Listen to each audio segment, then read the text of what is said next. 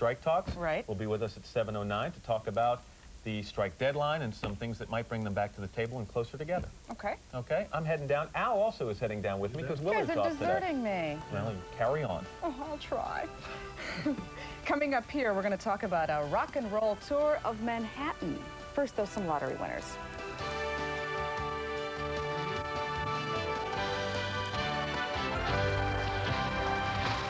.53, 77 degrees, getting ready for a little fishing at Gadfly State Park on Long Island.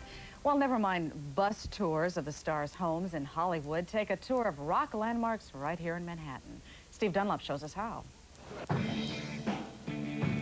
When you think of New York's great landmarks, you can be forgiven if you don't remember 96 St. Mark's Place, or 41 West 16th Street, or Jones and West 4th. Who would ever have remembered? They did. I think that anything that exists in New York is a miracle because everything gets torn down. Danny Fields is a former publicist for The Doors and manager for the Ramones. Fields and Sal Cataldi are now offering one of the most offbeat attractions in town, an eclectic tour of New York's rock and roll landmarks. Yeah, it was actually an idea that we came up with as a fundraiser for a rock and roll charity. We kind of did a variation of sort of a map of the stars' homes, but made it rock and roll.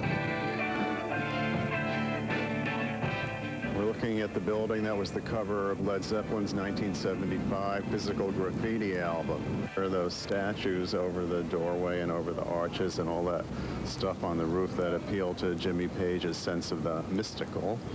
And there's even historical physical graffiti in the basement to take advantage of the location.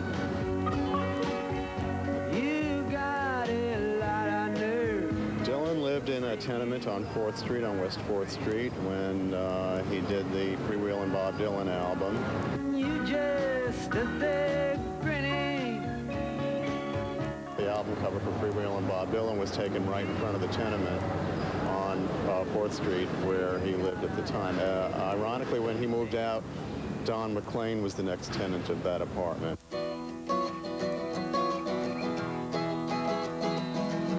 Joni Mitchell was the most important songwriter in the middle 60s.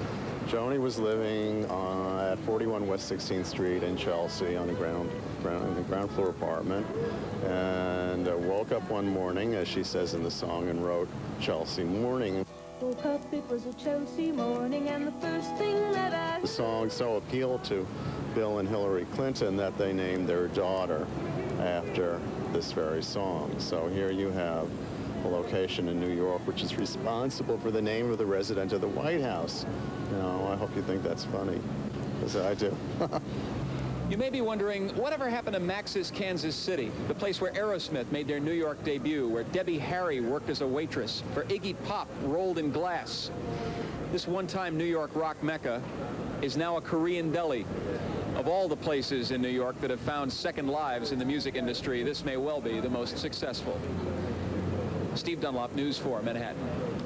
Sam Cataldi and Danny Fields run their tours only on weekends. Speaking of weekends, McGee Hickey is here to tell us what's coming up on the weekend version of